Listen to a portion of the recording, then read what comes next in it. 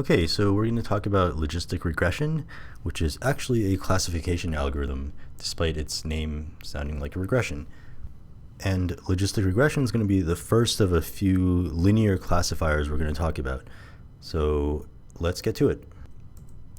The plan will be that we'll briefly review conditional probability and classification, or its relationship to classification, and then we'll talk about a linear parameterization of conditional probability using something called the logistic function.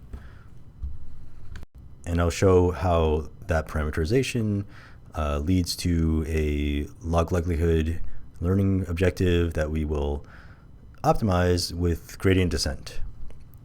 And then I'll go over at a high level other optimization methods related to gradient descent, but the only thing we'll go into detail on is just the vanilla gradient descent. Lastly, we'll talk about regularization, and I'll show you one form of regularization that will let us do gradient descent fairly easily.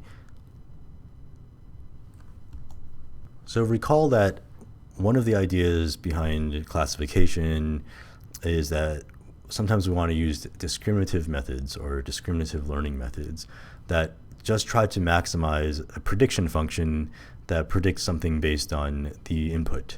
So it's not going to consider at all the probability of x. It's just going to look at, think of x as a given, and then given x, what is the probability of y? And we looked at naive Bayes, where we learned this somewhat indirectly by first learning p of y and then learning p of x given y. So the conditional probability of the data given the label and then the prior probability of the label. So our goal in this video, in this study of logistic regression, is to instead try to directly learn p of y given x. And we're going to do that by parameterizing it, because we're still going to need to find some compact way to describe p of y given x that we can actually learn about. And we'll start with this parameterization, but just keep in mind that as we move on in later sections of the class, we're going to talk about how we can take the basic principles from this parameterization and use it to learn richer function classes. So what we're going to do is we're going to say that this probability is just some function. It's the conditional probability of y given x is just going to be a function, and for the sake of simplicity, we're going to think of it as a binary classification problem where there's two possible labels. So either something is in class 1 or it's not in class 1, which means that we can just write this function f, as some function that maps from the space of inputs to the space of single Bernoulli probabilities. So a number between 0 and 1. And without much further build up, here's the parameterization we're going to use. So it looks kind of odd. I'm sure, unless you've worked with this type of function before, it's probably not totally obvious what this thing looks like. So let's look closer at it. The first thing to consider is that inside the exponent in the denominator, we see this w transpose x. So that's a linear combination of the dimensions of x. And another way of thinking about that is that it is a vector. So w is a vector, and w transpose x is the projection of x, which is also a vector, onto w. So we can visualize this. So here's an image of a bunch of x's in red and a vector w, which is the blue line originating from the origin. And when we think about what's the value of w transpose x, what's the scalar that comes from that dot product, it turns out that it's useful to also visualize the line perpendicular to w.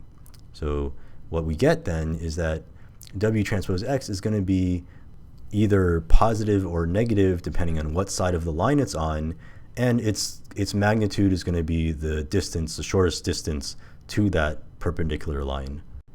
So it's important now to think about the range of possible values of this linear combination. And if you imagine, just from visualization, again, this is only 2D, but it pretty much is a fair way of thinking about high-dimensional versions of this. But if we had points all the way on the right, then they would be very negative. It would be negative with a very large magnitude. So the range of possible values, assuming that x can be in the entire space of real valued vectors, is something between negative infinity and infinity. So you can get any number, any real valued scalar as the output of the dot product between w and x. So with that in mind, that's this thing that's highlighted in yellow inside the exponent. So then what's this other thing outside the outer function? So this is something called the logistic function, and it's a member of a class of functions called sigmoids, which have this kind of elbow shape that I've drawn here. But it's a particular form that maps it to something between 0 and 1. So you can see in the plot that the real number line is on the bottom. So the x's, at least what I've drawn here, between minus 10 and positive 10, map to values between 0 and 1. And the important points to notice about the shape of this function are that if the input is 0, then you have 1 over 1 plus x of 0, and x of 0 is 1, so it's 1 over 2, and that's 0.5. So when x is 0, it maps to 0.5. Another point to consider is the extreme point of the possible values of x, which is when x approaches infinity. So if we take that limit as x approaches infinity, then what's inside that exponent goes towards infinity and makes that term 0. So you get 1 over 1, which is 1. And then in the other direction, if you take the limit as x approaches negative infinity, that exponent, or the denominator, becomes arbitrarily large. It becomes infinitely large, essentially. And that makes the value of the logistic function 0. So putting all the pieces together, we can see that we're going to take vectors as input. We're going to take a linear combination of the features of the vectors, or the values, the dimensions of the vectors, and that gives us a real valued w transpose x, which goes into the logistic function and maps to a value between 0 and 1.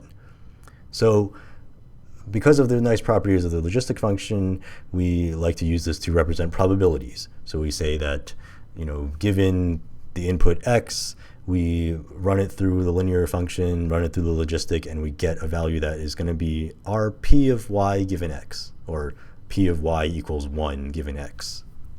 So just like I did in the other, at least in the previous video, let's say this is the prediction process. I just described the prediction process, but that's given w.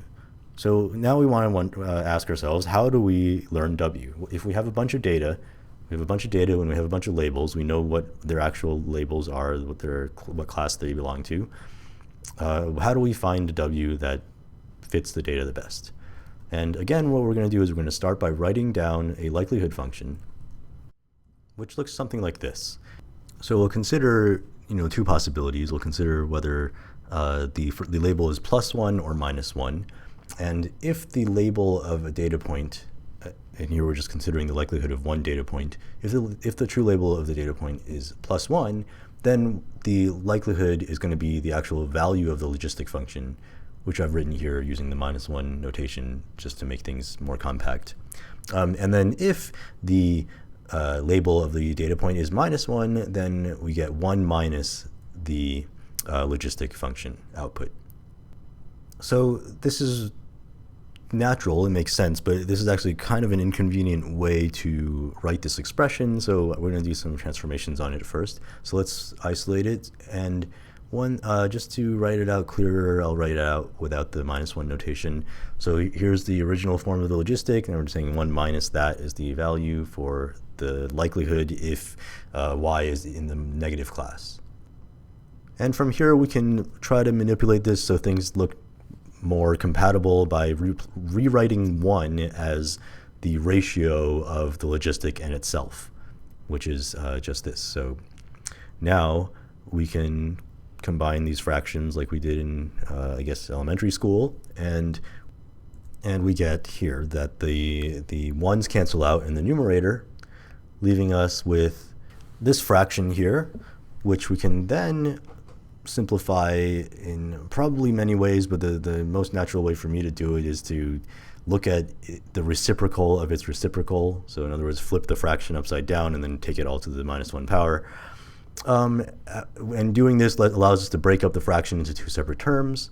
And so we have the 1 over the exp, and then the exp over x, which is just 1. So the term on the right is 1, and the term on the left, we can instead of, we can flip it, flip that fraction and negate the term in the exponent, giving us finally this term, which looks very much like the original logistic, except with the exponent not being negated.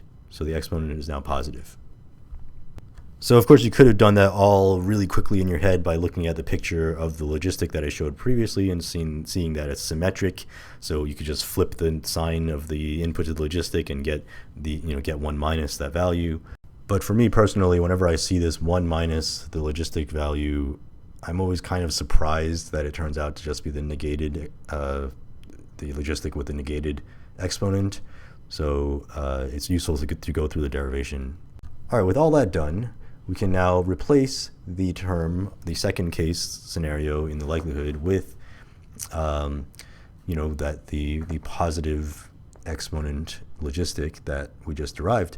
And we can further simplify this by noting that the sign of that exponent is anti-correlated with the sign of the label y.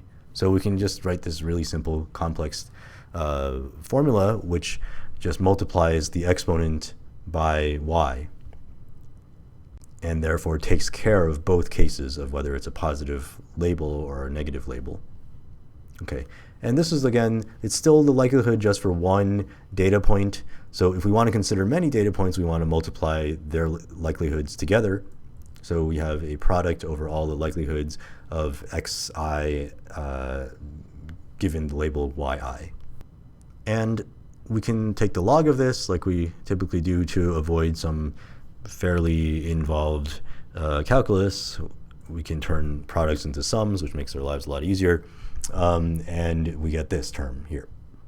So this is the log likelihood function, and this is the expression we're going to want to maximize when we do maximum likelihood learning. And another way of saying that is we might want to minimize its negation. So a lot of times people like to pose optimization problems as minimizations rather than maximizations, just because it's a nice convention. Most optimization algorithms are analyzed when they're considered to do minimization. And of course, minimizing a function is equivalent to maximizing its negation and vice versa. So there's, it's without loss of generality. So this is the somewhat famous negative log likelihood expression that we're going to minimize over the value, the parameters, the model parameters w.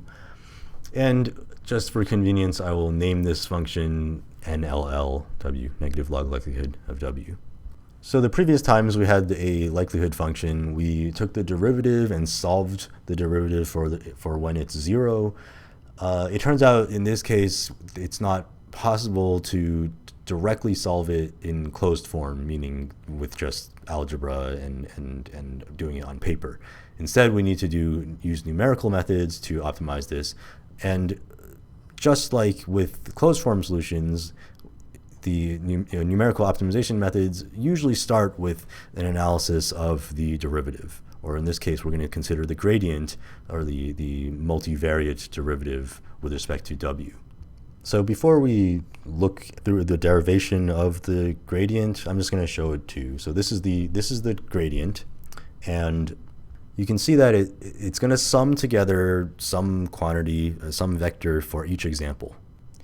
And you can see that what it basically is doing is it's computing 1 minus the logistic score, or the probability that we defined from our parameterization, times y times x. So in some sense, you can see that the gradient ends up being some kind of linear combination of all the x's. You can see all the terms that I've highlighted here are some things that depend on the logistic function's output and the true label, and they act as some weight on x. So it will be useful to think about, when is this expression, or when is this weight big, when is it small, when is it zero, when will it ignore data points, and we'll talk about that in class. But for now, let's just look at the math for this derivation. So let's see how we get from the objective function to the gradient. So there's a few ways to do this, but I'll show you one way. And the first thing we can do is we can write the gradient of the negative log likelihood by looking at the chain rule. So there's this outer function, the log function, right? The outer function of each term in the summation that we can break apart with the chain rule. So we get this. So we have the derivative of the log function and its input times the gradient of the inner function, and the inner function is the denominator of the logistic function. So let's analyze that. And that's another instance of chain rule where we now will apply the derivative of exp, which is just the same exp expression, times the derivative in the inner function, or the gradient in the inner function, which is y times x, or x times y. Remember, y is a scalar here, x is a vector. And of course, the derivative, or the gradient of 1 with respect to w, is just a zeros vector. So plugging that back in to the gradient, we get this expression. So let's try to simplify this a bit. So there's a couple things that are being multiplied that we can pull out.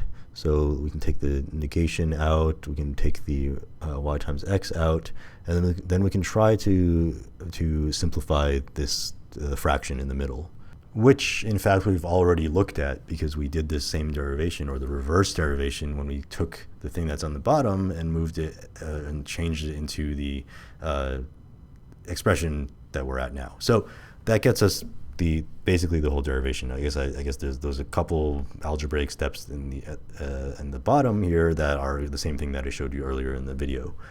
So let's call this gradient g. So given g, given that we can compute g, we have the formula for g. If we have all our x's and all our y's, we can just write some code that will go ahead and compute this quantity. What do?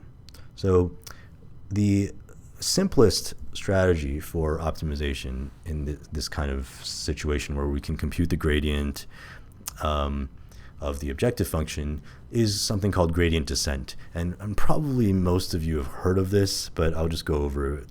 So remember, the gradient basically describes the direction of steepest ascent, right? If you think back to 1D calculus, which we all studied in high school or early on in college, the slope describes how much a function is climbing, how quickly a function is climbing. But then in multiple dimensions, if you have the different slopes for different dimensions, then what you're describing is a direction where the function is climbing the fastest. And of course, we want to do the opposite. We don't want to climb the fastest, we want to drop the fastest, because we're trying to minimize a function, right? We were talking about the negative log likelihood, which, if we had kept it as the positive log likelihood, we could say we want to do gradient ascent, right? Climbing faster. But in this case, we're doing gradient descent. And in order to do that, we want to go in the opposite direction of the gradient. So what that means is we're going to compute the gradient for whatever our current estimate is of w. So we have some current parameter vector w. We compute its gradient, and then we subtract the gradient from w, moving us in the direction of steepest descent. And we would also probably want to be careful about how far we move in that direction, because remember, what we're working with is a function that may be curved. So in this picture from Murphy's textbook, there's this very curvy function here. We're drawing contour lines. So these are each blue line represents the points where the function has the same value. And in the picture, the big red dot in the middle represents the true minimum of the function. That's the point at which the function outputs the lowest possible value. And then all the other all the contour lines sort of emanate from there, showing where different levels of function values occur. So what we want to do is move from, say, our current estimate. If we start at 0, 0, we'd want to move in the direction of the gradient. And in this picture, things are going pretty well in the sense that each dot in the red line represents one iteration of this, or each one of the estimates of W that in between each iteration. So here it looks nice because we take a small step toward in the direction of steepest descent, and then we land someplace where we get a slightly lower score than we did before. And then we take another step and we land in a place that's got a slightly lower score than before, and so on. And that's fine, but sometimes things work against us. For example, if we imagine that we had moved too far in the direction of the gradient, we could have overshot, the curvature of the function along that line. So one of the strategies for handling this is to make sure that we have a step size, which is written as eta here in this formula. So eta t is the step size for iteration t. And people will use a bunch of different strategies for choosing eta. One strategy is to set eta so that it shrinks over time. So at the beginning you take big steps, and as you get further along during the algorithm, you take smaller and smaller steps. So maybe you have 1 over t or 1 over square root t. Or you could scale that by a constant. You could have some alpha over t. You see that a lot. And then sometimes people just are lazy and just use eta equals 1 everywhere. And that's okay, especially if you're not too worried about exactly optimizing the objective function. You just want to minimize or shrink that negative log likelihood a little bit, but you don't care about really, really optimizing it perfectly. And there's a lot of analysis about gradient descent and its guarantees of how quickly it moves toward the minimum, or whether it will actually reach the minimum, depending on the step size schedule that you set. We won't go into that, but let's just say that in my experience, 1 over t works a lot better than otherwise, and n equals 1 is not the best idea unless you're really not really very concerned about exactness in your solution. Okay, but one other strategy we can take for handling this problem of that we can overshoot the minimum of the of the objective function along the direction of the gradient is to do what's called a line search. So while finding an exact minimum of a complex multidimensional function is always expensive, and that's why we're using this idea of a gradient optimization, but instead, if we consider just thinking about optimizing over the step size, so assume that the gradient is fixed, we're always going to move along the direction of the gradient, and now the question is just how far should we go in that direction? That's a 1D problem, right? So it turns out that there's a bunch of methods called line searches for optimizing arbitrary functions over one dimension, and they tend to be pretty fast. They're fast enough that most of the time it's fine to just use them in machine learning settings, and sometimes you don't actually have to run them to completion. So the idea is these algorithms are usually designed to find exact optima, but you might just use it to make sure that you're getting a decent step size, right? Something better than the default.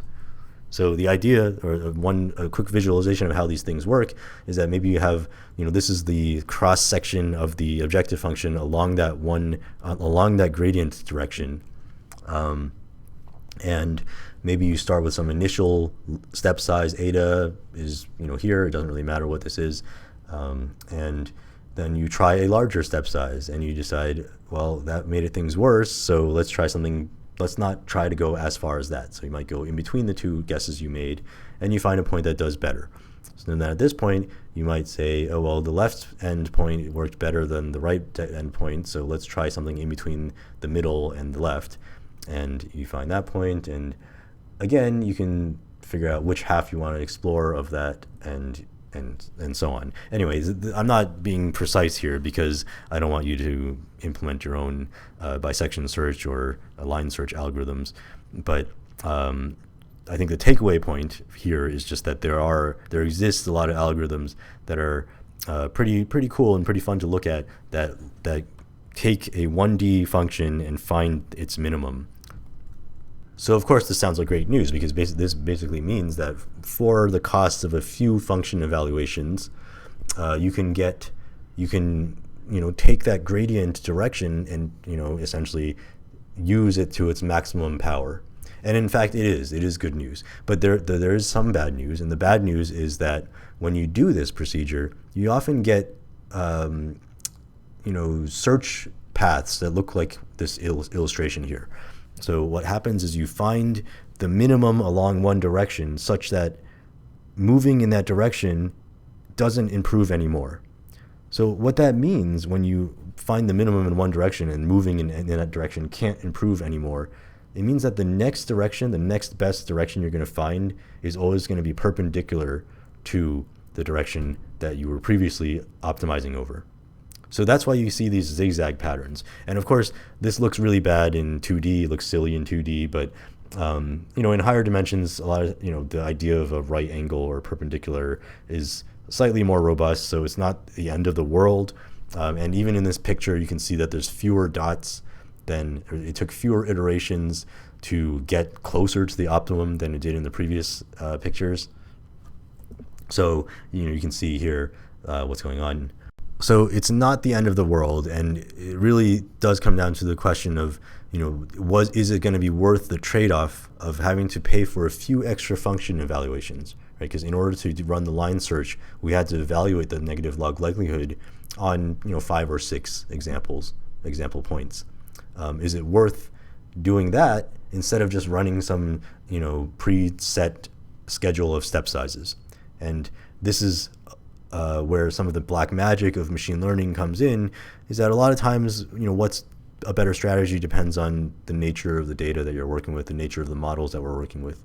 So it's hard to say, a general rule of thumb for what's better. In my personal experience, what I've found works the best is to use a cheap type of line search. So not an exact line search that gets really close to the minimum, but one that does essentially tries a few different step sizes, maybe 3 or 4, or only goes forward and only backs up, so it doesn't keep going forward and again, to the point where you minimize things a little bit, or you minimize the objective, enough by some measure. And then there's some rich theory that goes with this argument that sometimes you don't have to find the exact optimum along some direction, but you can also just find something that reduces the score enough.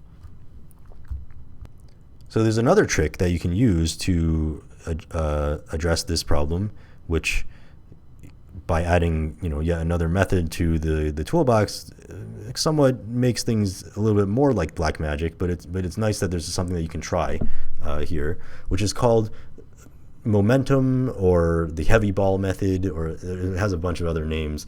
And essentially what it does is, rather than moving in the direction of the gradient, which is the direction of the current direction of steepest descent, or the direction of the negative gradient, what we're going to do is we're going to combine some information from previous gradients.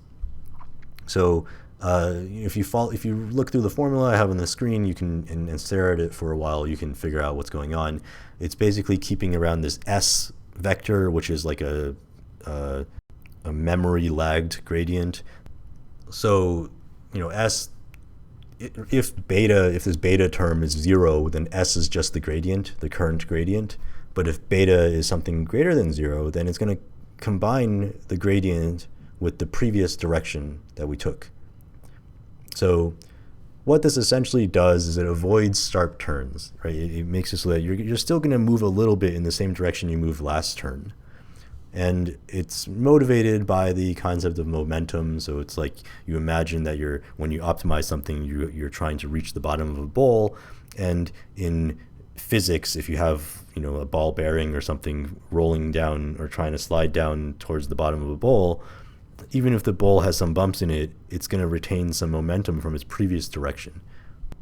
So that's one other strategy you might try. But again, this also adds a parameter. So now there's not only is there an eta, there's also a beta. So it can, while this gives you a lot of flexibility, it also requires you to plug in some magic numbers sometimes, or do a search over the different possible settings for beta.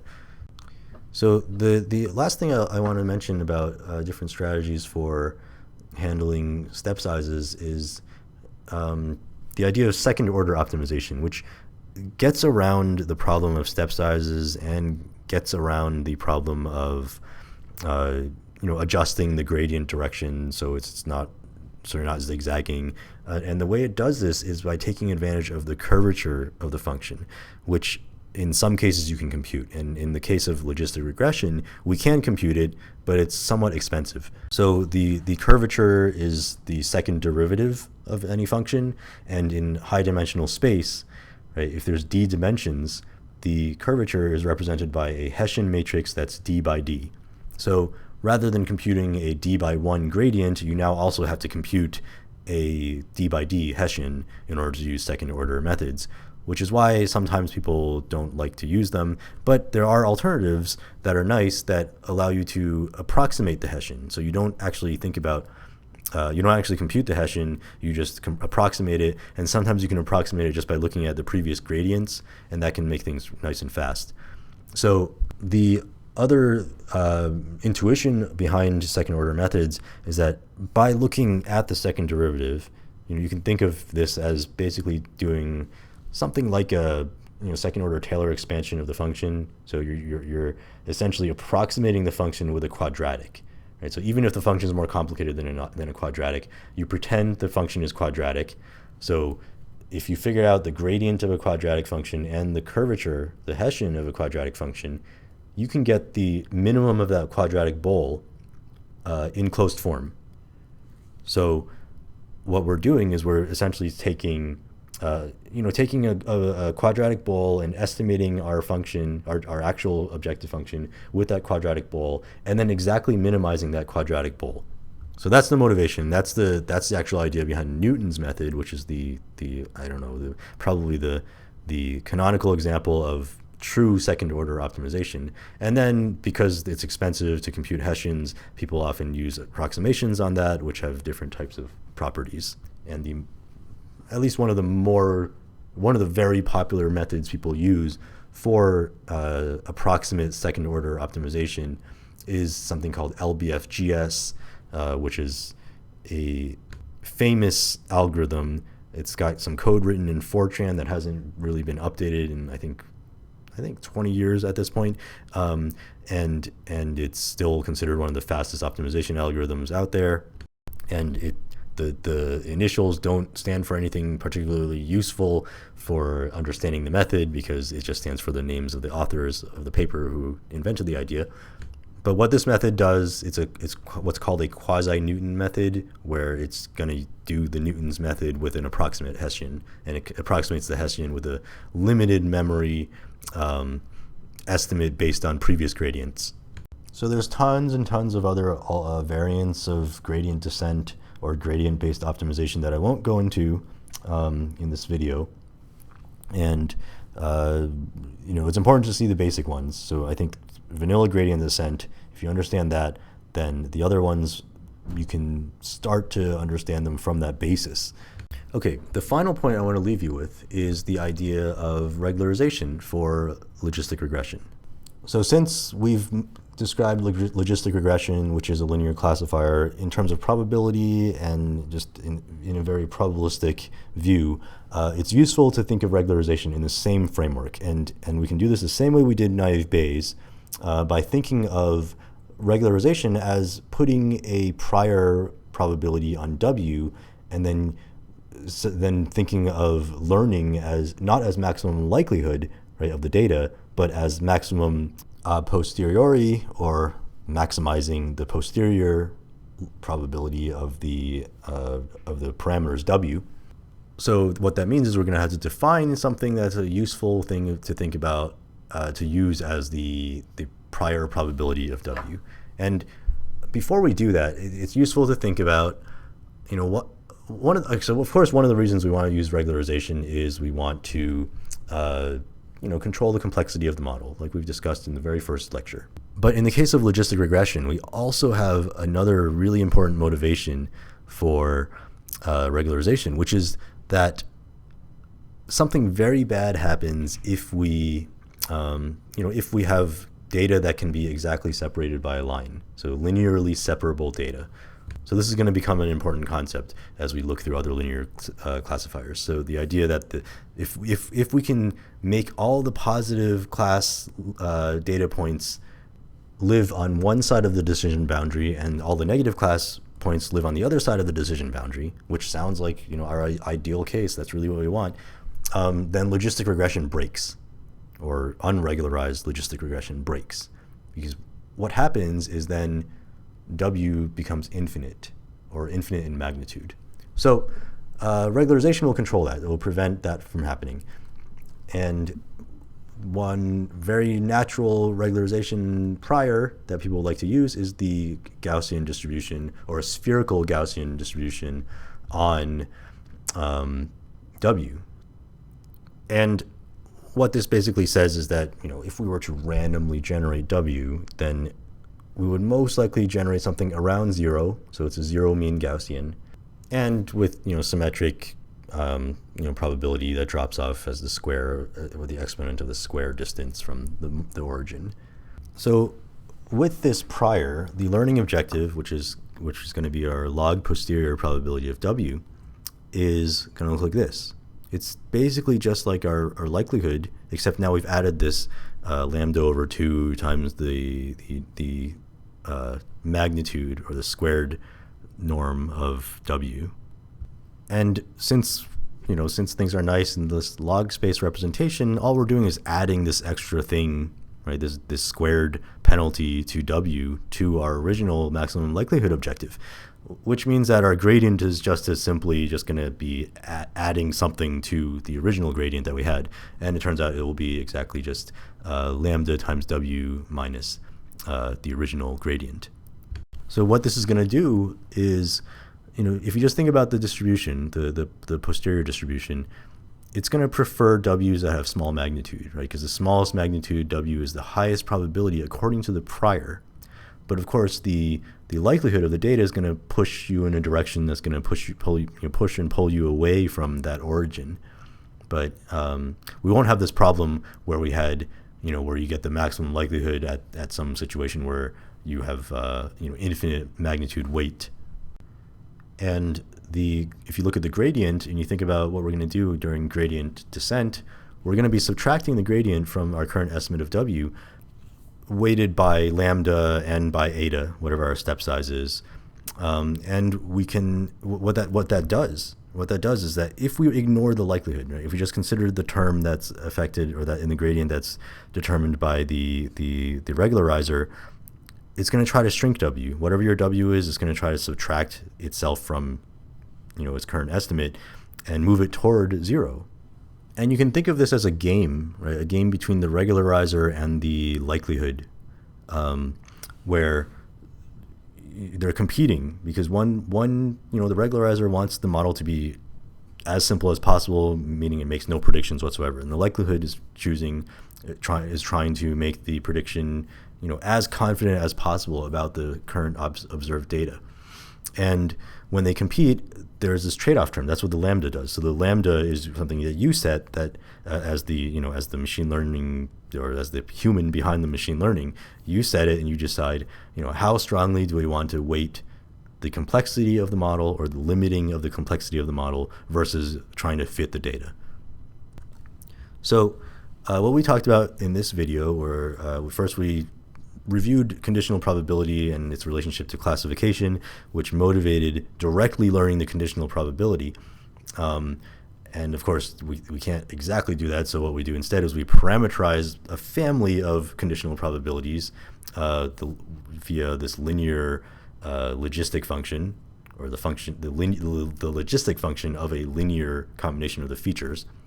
And then we talked about, we went through the understanding of the likelihood function that results from that parameterization. And then we talked about doing gradient descent. where I showed you vanilla gradient descent. So you have the information in these slides to basically implement gradient descent yourself. But then I went over at a high level variants of gradient descent that address some of the issues that come up with the vanilla form. Okay, and then lastly, I ended with how we can add regularizers to the learning objective function and how it relates to, or how it can be viewed as doing map estimation instead of maximum likelihood.